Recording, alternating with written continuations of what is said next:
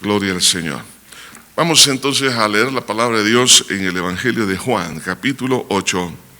En esta hora vamos a hablar de otro milagro. Recuerden que hemos estado hablando últimamente sobre los milagros de Jesús en el Evangelio de Juan. Ahora vamos a ver un milagro, y este es el milagro de milagros. Es el milagro de la salvación. Dice aquí en Juan capítulo 8, versículo 1.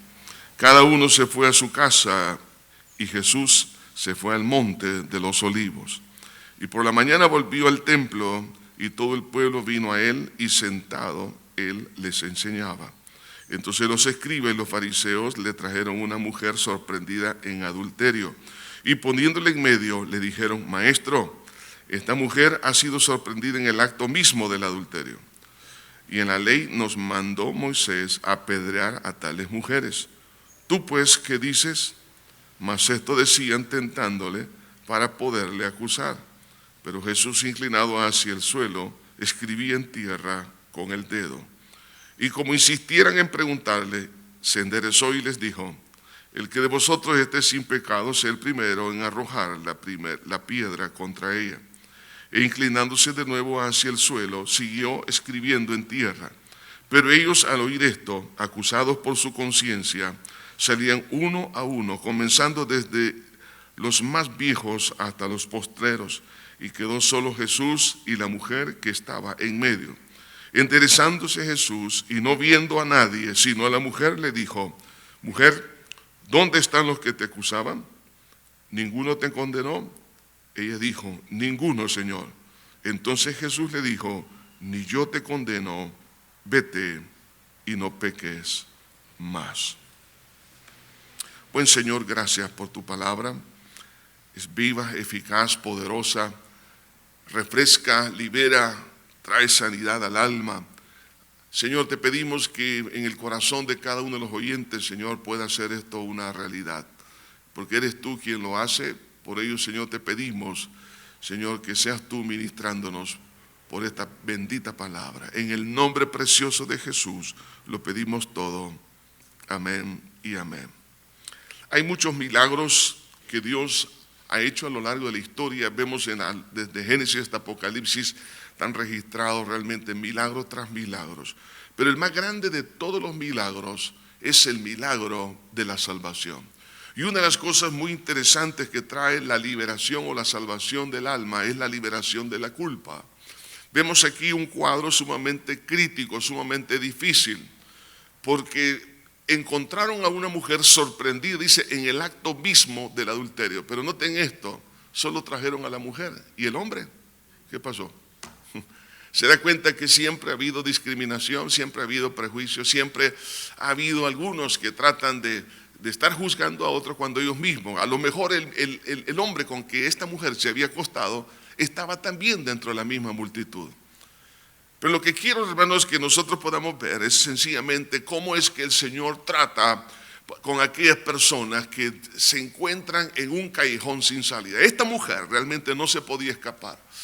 Recuerdo años atrás haber oído del testimonio de un judío que vino a los pies del Señor Jesucristo. Dice que él le habían regalado un Nuevo Testamento y iba en un barco, y entonces él empezó a leerlo, y cuando llegó a esta porción, entonces él cerró su Nuevo Testamento cuando le trajeron a esta mujer y le hicieron una pregunta. Moisés nos mandó apedrear a tales mujeres, ¿y tú qué dices? Y él dice que lo cerró.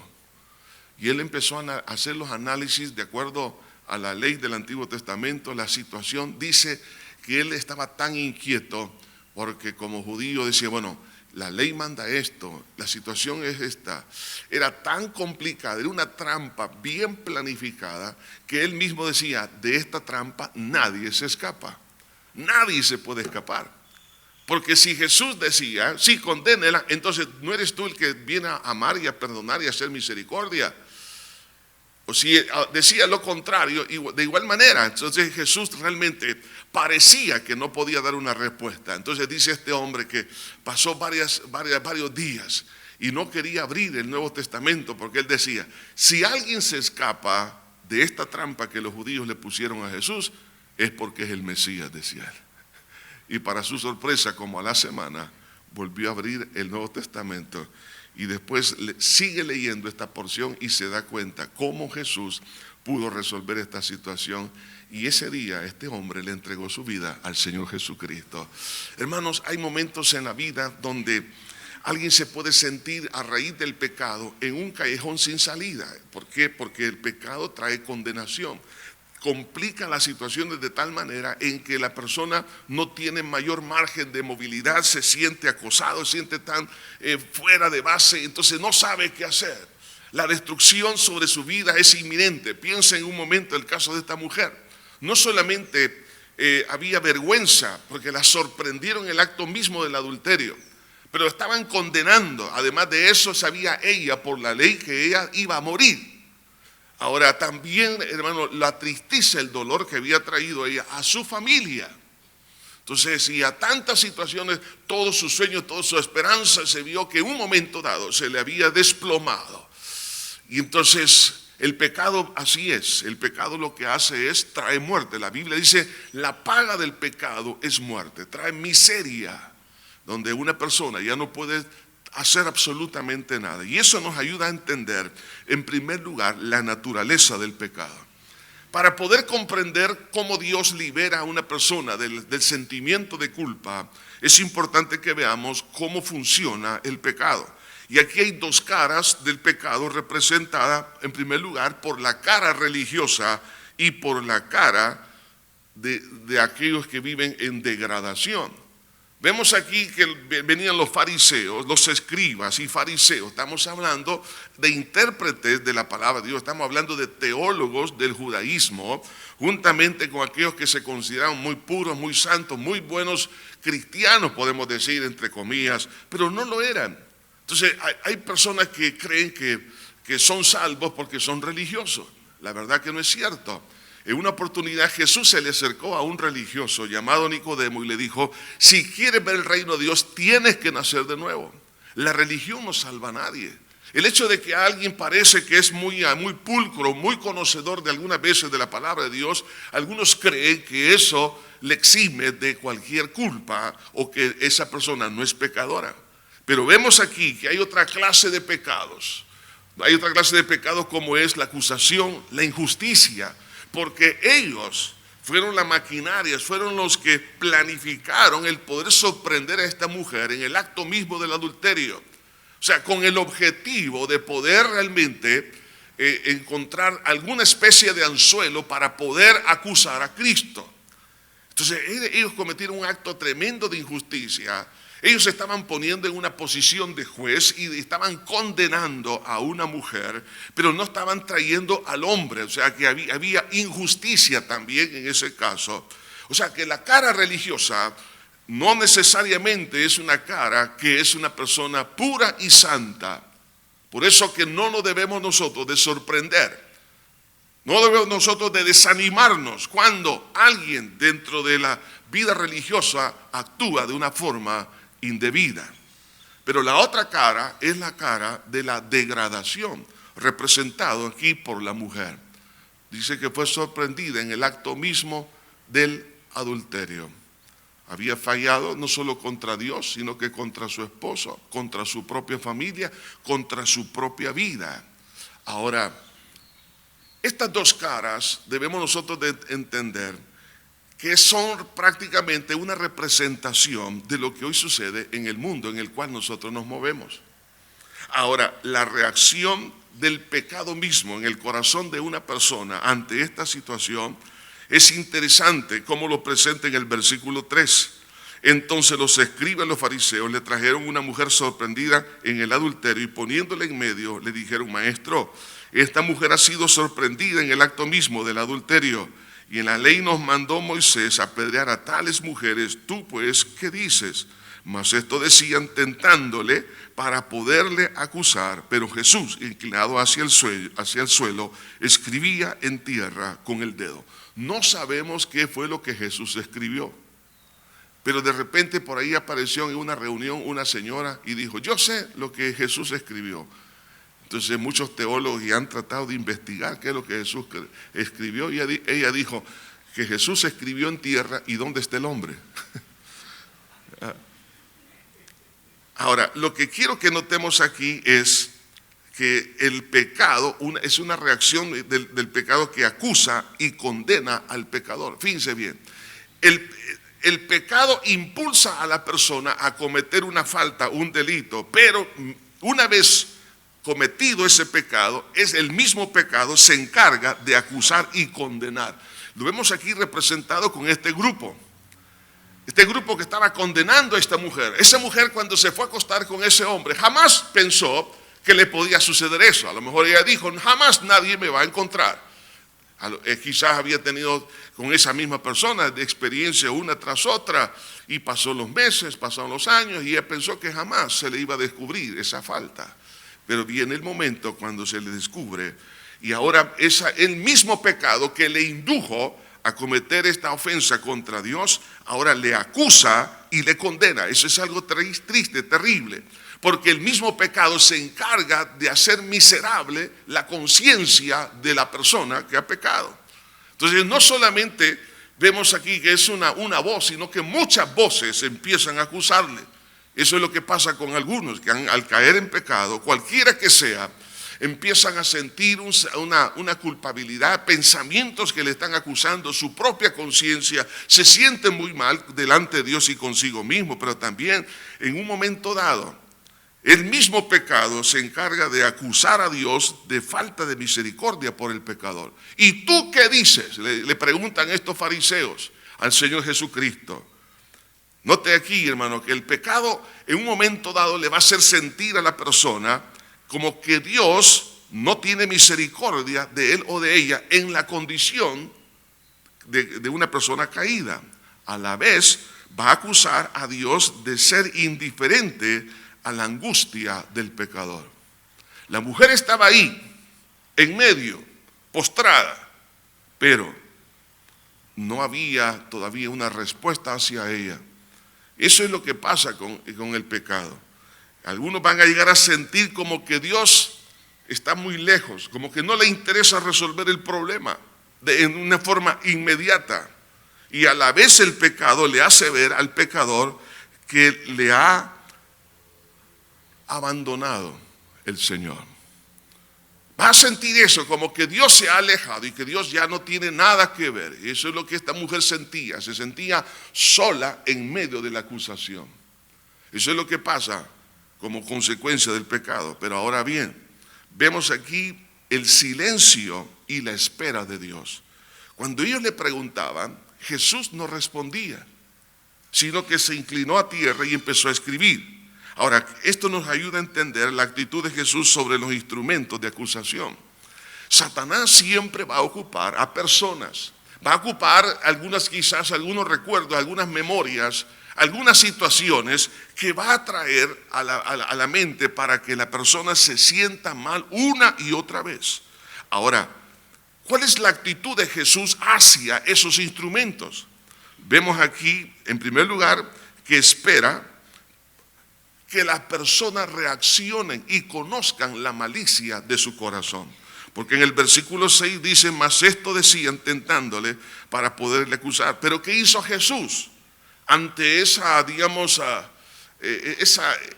deseo de los fariseos de tratar de que Jesús hiciera algo o que dijese algo? Pero Jesús dice, inclinándose hacia el suelo, escribía en tierra con el dedo.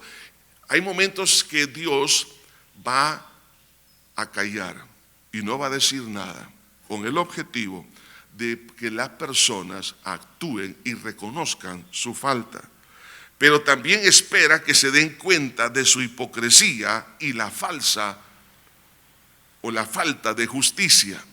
Entonces, cuando una persona se convierte en un instrumento de Satanás para poder acusar a una persona que ha cometido una falta, Dios le está dando tiempo.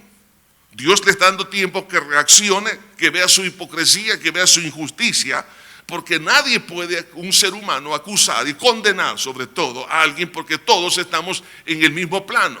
El único juez que hay, hermanos, se llama nuestro Señor Jesucristo. Ahora, la actitud de los hermanos, de los doblemente pecadores, yo le llamo doblemente pecadores. ¿Por qué? porque ellos son pecadores y a la vez quieren hacer un juicio contra una persona que ha caído en una falta. Hay personas que han caído en falta de problemas financieros, problemas morales en la parte sexual. Otros han caído con problemas, digamos, de hacer alianzas indebidas, etcétera. Muchas cosas se han cometido. El punto es que ¿cuál será nuestra actitud hacia ellos? Hay que tener muchísimo cuidado cuando nosotros nos damos cuenta que alguien ha tenido un desliz en su vida. Tenemos que tener misericordia y nunca agarrar piedras, porque eso, tarde o temprano, nosotros lo vamos a cosechar el día que nosotros probablemente estemos en una situación similar o muy parecida. Ahora, la actitud de los doblemente pecadores, de querer el juicio contra esa persona. Hay muchas personas así, cuando miran que alguien ha fallado, quieren juicio, y con piedras en las manos. Ahora bien, vemos aquí la impaciencia en primer lugar, y dice, y como insistieron en preguntarle, se enderezó.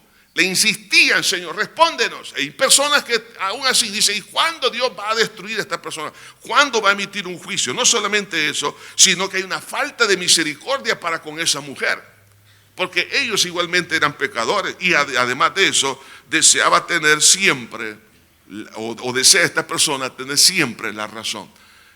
Las personas que acusan creen que tienen la razón, por eso estaban obligando a Jesús. Y Jesús se pone en pie y le dijo, el que de vosotros esté sin pecado, que sea el primero en arrojar la piedra contra ella. Aquí vemos otra parte y es el redarguir del pecado. Una de las cosas lindas, maravillosas que Dios hace, cuando alguien no se da cuenta que es pecador juntamente con las demás personas a quien él o ella está acusando, entonces una de las cosas que Dios hace es que nos ayuda a entender nuestra naturaleza.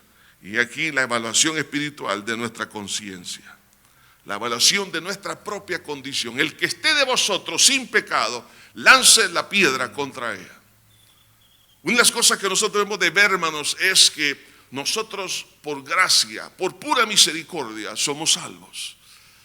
Y si otra persona ha tenido un desliz, ha fallado en cualquier área de la vida, nosotros debemos de considerarlo a esta persona como una persona necesitada y ayudarle a ser restaurado. Me recuerdo haber leído un tiempo atrás el caso del gran predicador de L. Moody. Vio que un borracho se iba moviendo de un punto a otro en el frente de su iglesia y se iba agarrando de las paredes.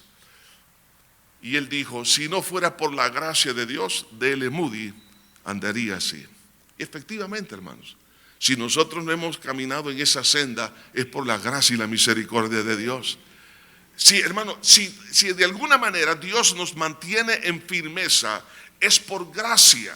Entonces, cuando el Señor le está hablando a esta multitud de hombres que se consideraban justos y buenos y que otros son los pecadores, yo no. Recuerde que cada vez que nosotros señalamos con un dedo, hay tres que nos señalan a nosotros.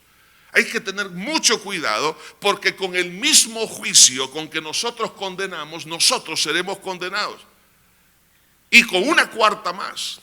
Por eso, dice la palabra de Dios, si alguno es sorprendido, dice, en alguna falta, vosotros que sois espirituales, restaurarle con espíritu de mansedumbre, considerándote a ti mismo, no vaya a ser que tú también seas tentado. Hay que tener misericordia por esa persona. Puede que sea su esposo, sea su esposa, sea su hijo, sea su padre, sea un abuelo, sea un amigo, sea un hermano en Cristo, sea quien sea, hay que tener misericordia. De ahí que entonces el Señor va a tratar de ayudarnos a entender nuestra falta. Jesús en ese momento no pidió que cayese unos cuantos rayos sobre esos fariseos, pero les dijo, el que de vosotros esté sin pecado, en otras palabras, desen cuenta que ustedes también son pecadores. Les ayudó a ellos también a que reconocieran su falta, pero también la necesidad de poder procesar y analizar nuestra condición se requiere un poquito de tiempo. Porque inmediatamente cuando Jesús dijo estas palabras, otra vez Jesús dice, e inclinándose de nuevo hacia el suelo, siguió escribiendo en tierra. ¿No le parece interesante? Hay momentos en que Dios, hermanos, calla hay un paréntesis de silencio. Dios ya nos habló, ahora yo tengo que procesarlo. Mientras Jesús estaba escribiendo en tierra, en la mente de los que habían oído esto, estaban procesando lo que Jesús les había dicho.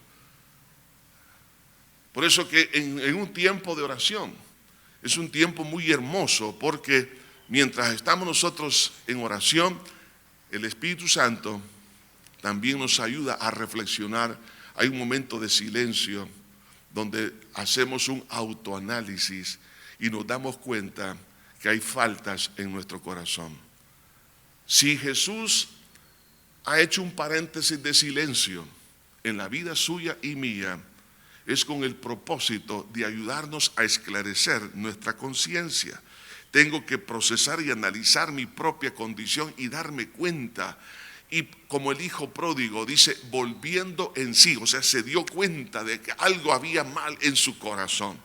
Y esto trajo como resultado en el versículo 9, pero ellos, dice, al oír esto, acusados por su conciencia. Fíjense bien, Jesús estaba escribiendo en tierra, Él no estaba diciendo absolutamente nada. ¿Quién les acusó? Su propia conciencia.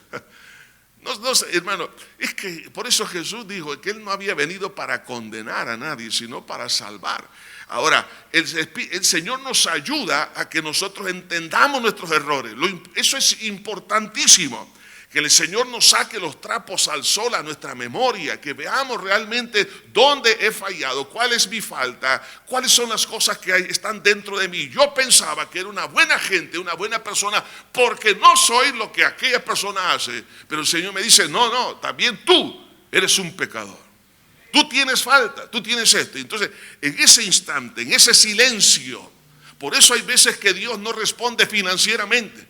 Hay veces que Dios también no responde en las áreas que nosotros estamos pidiendo un milagro. Porque Dios espera que nosotros recapacitemos y podamos analizar lo que Él ya nos dijo tiempo atrás. ¿Qué hicimos con un mensaje de Dios? Con una predicación, con una lectura bíblica, con un testimonio que escuchamos. El Espíritu Santo nos redarguyó y a lo mejor nos impactó aquello, pero como empezamos a ver que había cosas muy feas en nosotros, dijimos, te reprendo, Satanás, esto no es de Dios. Y lo mejor era de Dios. El Espíritu Santo redarguyendo. Y nosotros lo que hacemos es meter la suciedad bajo la alfombra y decir, aquí no pasó nada. Y el silencio de Dios, y Dios sigue escribiendo en tierra, esperando nuestra reacción. Y dice aquí la Escritura,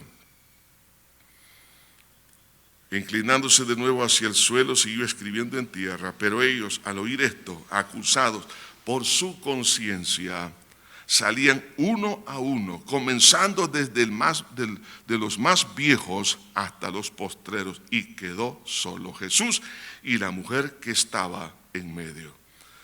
Ellos reconocieron su falta, reconocieron su hipocresía también, y abandonaron la soberbia y la vanagloria que los había coronado. Y también hay algo interesante, que empezaron a soltar las piedras, primero los más viejos. Ahora, esta es una interpretación muy personal. ¿Por qué los más viejos fueron los primeros que se salieron de ahí? Se fueron. Dice de los más viejos hasta los postreros. Porque los más viejos tenemos más millas acumuladas de pecado, ¿no? Entre más años, mayor la lista es más grande. Entonces, así que dice que empezaron a abandonar, dijeron, sí, la verdad, hacer un análisis, empezaron rápidamente, hicieron un análisis histórico de su propia vida. No, de verdad, ¿qué estoy haciendo acá? Qué importante darnos cuenta. Mire qué lindo el Señor, ¿no? Cómo redarguye para que nosotros entendamos y no seamos instrumentos de Satanás para acusar a una persona que ha fallado. Ahora, ese redarguir del Espíritu Santo sobre esta multitud era por una parte, pero a la vez estaba redarguyendo, oiga esto, a una mujer que estaba ahí postrada, porque ella también necesitaba, y ella pecadora como también los demás. El problema es que nosotros categorizamos los pecados. Uno dice que son pecados grises, Otros son pecados blancos, dicen algunos. No existe pecado, hermano. Todos son negros, todos. Ahora, el punto es que el Señor también estaba redarguyendo a esta mujer cuando ella estaba ahí postrada, oyendo todo. Ella sabía que no se podía escapar. No había solución absoluta para ella. Ella sabía que lo único que le esperaba era la muerte. Pero el Espíritu Santo estaba trabajando en ella también. Y aquí entonces, en último lugar, vemos la administración del perdón y la liberación de la culpa. Piense lo que esa mujer ha de haber sentido en cuanto a su culpabilidad. A lo mejor ha de haber dicho, ¿por qué hice lo que hice? ¿Por qué no hice caso? Tantas veces que escuché un mensaje, tantas veces que leí la Biblia, tantas veces que pasó esto. Ahora pongo en vergüenza a mi familia, a mi persona, ahora voy a morir. Ahora no sé qué hacer, no podía escaparse esa mujer. Ahora, lo único que podemos ver aquí, hermanos, es que si Jesús está a nuestro lado, sí hay solución cuando no hay solución humanamente hablando. Y vemos aquí en el versículo, dice el versículo 10 que cuando todos se fueron, ¿quién quedó? Solamente él y la mujer que estaba en medio. El pecador, hermanos, es incapaz de poder cambiar su condición y destino, porque dice en el versículo 3 que cuando ellos lo trajeron, la pusieron en medio. Esa mujer no se podía escapar de una multitud de hombres que tenían piedras en las manos. La Biblia dice, la paga del pecado es muerte. Nadie se va a escapar del pecado ni de la condición o de las consecuencias del pecado. La Biblia dice que aunque amontones lejía sobre ti, tu pecado permanecerá. Cuando la Biblia dice que la paga del pecado es muerte, así es. Nadie se escapa de eso. Y no solamente de las consecuencias temporales, sino de las consecuencias eternas. Y las consecuencias eternas es el infierno. Así vemos aquí en este caso esta mujer es un cuadro realmente que representa a toda la humanidad. Nadie se puede escapar. Y algunos se quieren escapar por la religiosidad, otros por las buenas obras. No. Solamente podemos escapar si Jesús está a nuestro lado, como estuvo al lado de esta mujer. Pero también vemos aquí que Jesús está al lado de ella como un intermediario, como un mediador. ¿Quién la estaba defendiendo? Jesús. Dice esta palabra, y quedó Jesús y la mujer que estaban en medio. Quedó Jesús y la mujer nada más. La mediación de Cristo es lo único que nosotros podemos ver como salida, como nuestro éxodo para salir de nuestro Egipto espiritual. La Biblia dice que hay un solo Dios y un solo mediador entre Dios y los hombres, Jesucristo hombre. La palabra de Dios nos dice que en el capítulo 9 del libro de los Hebreos nos dice que Jesús es el mediador de un nuevo pacto. O sea, la única persona que me puede sacar de esa condición de condenación es el Señor Jesucristo. Por eso cuando los ángeles anuncian el nacimiento de Cristo, es muy claro, os ha nacido hoy un Salvador. ¿Un Salvador de qué? Un Salvador de nuestra condición pecaminosa, como en este caso de esta mujer. Que os ha nacido hoy un Salvador que es Cristo el Señor. Ahora, por eso nosotros necesitamos, hermano, a echar mano de la fe en lo que Cristo hizo en la cruz del Calvario, porque Él es nuestro mediador. El Señor está con nosotros. Si usted se encuentra en un momento dado muy delicado, muy complicado, usted dice, yo de esta no me puedo escapar. Es más, algunos ya están pensando, quizás voy a entrar a la cárcel. Algunos están pensando, quizás me van a matar, quizás me va a pasar esto. Usted siente que ya no puede. Y algunos lo que hacen es más bien buscar un camino totalmente diabólico como es el suicidio. Porque no le encuentran escapatoria a esa situación. Y antes de seguir sufriendo creen que van a terminar con el sufrimiento mayor. No, al contrario, van a sufrir aún más. Por eso que mejor dejemos que Jesús esté a nuestro lado. Por eso Cristo vino a esta tierra. Porque Él ve a las naciones, a los pueblos, a los niños, a los jóvenes, a los adultos, como una mujer en medio de tanta acusación. La victoria de Cristo sobre el pecado y la acusación de la culpa es tan evidente cuando dice, enderezándose Jesús y no viendo a nadie sino a la mujer, le dijo, mujer, ¿dónde están los que te acusaban? Ninguno te condenó. Cuando Cristo en la cruz del Calvario muere, Él cargó, oiga esto, todos nuestros pecados, y no solo los pecados, sino las consecuencias, es decir, las maldiciones de nuestro pecado. Jesús, al estar al lado de esta mujer, el Señor estaba haciéndose cargo, hermano, de poder mediar esa situación. Y así también Jesús se ha hecho cargo por usted y por mí.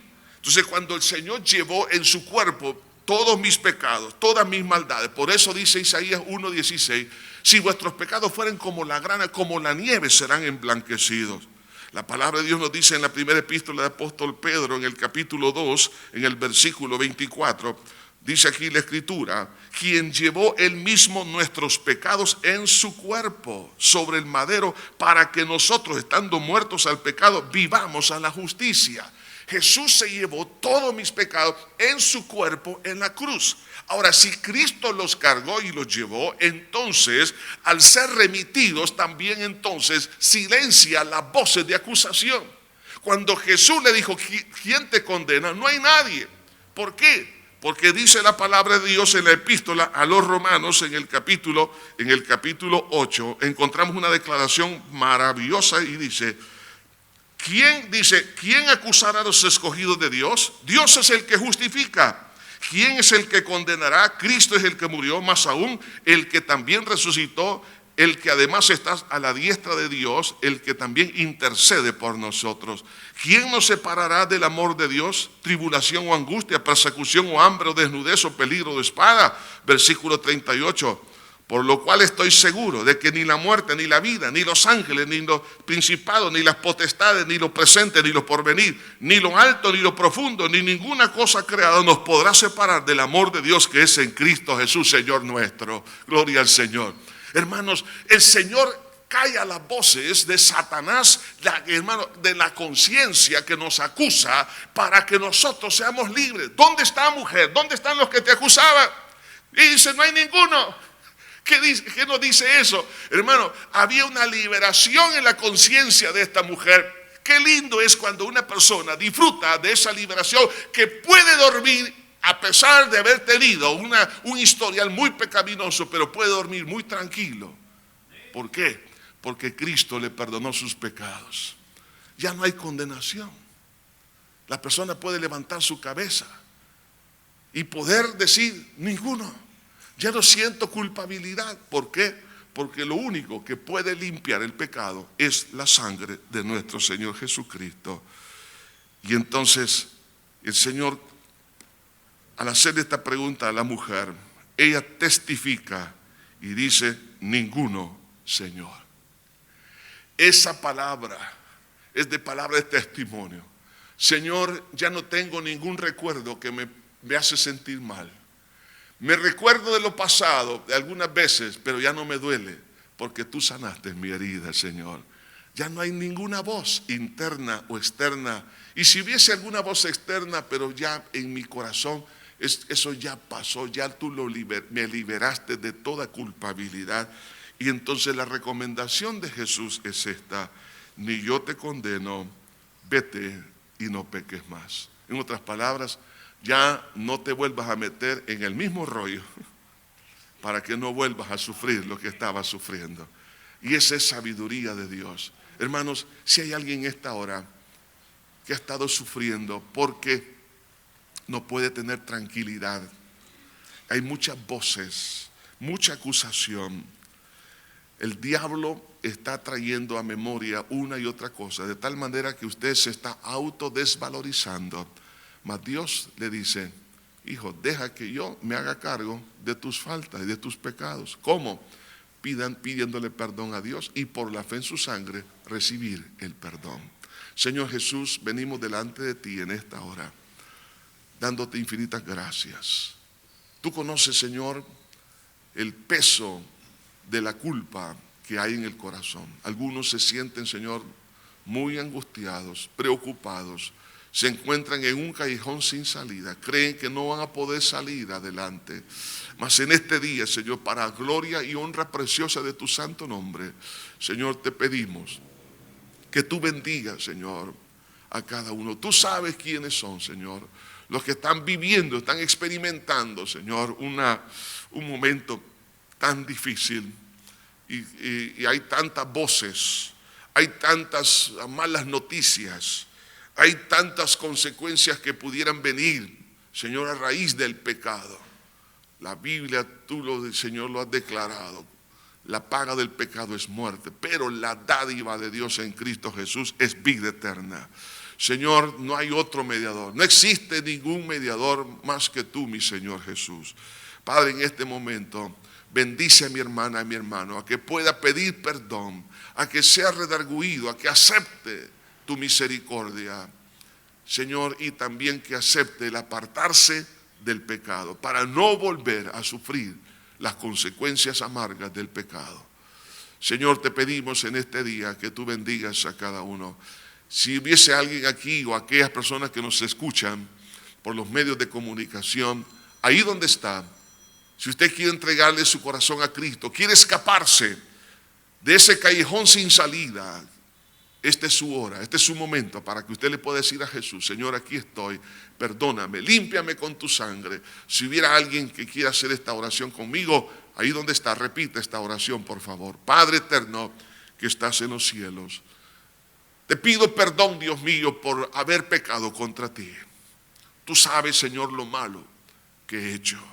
Una y otra vez, soy pecador. Me arrepiento, Señor, el haberte ofendido. Perdóname el haber hecho mi propia voluntad, la voluntad de mis deseos. Pero en este día creo que tú moriste por mí en la cruz y llevaste todos mis pecados en tu cuerpo para perdonarme y liberarme de la culpabilidad. Por la fe en tu sangre recibo el perdón. Creo que resucitaste para darme una vida nueva. Ahora, Señor, te abro mi corazón y te recibo como mi Salvador y Señor. Siga orando con sus propias palabras. Ahora, a todo hermano, a toda hermana en Cristo que por A o B razón ha sucumbido, se ha deslizado, ha caído en algún pecado, reconcilie ahora mismo con el Señor, reconcilie con el Señor. Padre, bendice a mi hermana, bendice a mi hermano. Tú sabes, Señor, en las cosas que ha caminado, ha andado. Y la culpa, Señor, no lo abandona. La acusación ahí está, mañana, tarde y noche. Una sombra que le persigue tarde y noche. Señor, no lo deja tranquilo ni concentrarse en su trabajo ni en sus estudios. Mas ahora, Padre, en el nombre de Jesús de Nazaret, pedimos, Señor, que tú puedas intervenir de una manera linda, de una manera hermosa, Señor, en su corazón. Padre, ministra lo más íntimo, lo más profundo del alma. Señor, gracias porque tú, Señor, siempre tienes una salida para cada uno de nosotros.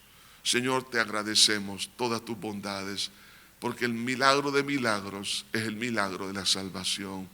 Y en esa salvación tú liberas de la culpa al pecador. Y ya no hay condenación para los que están en Cristo Jesús. Gracias por eso, Señor. Bendito seas, Padre. Gracias. En Cristo Jesús. Amén y amén.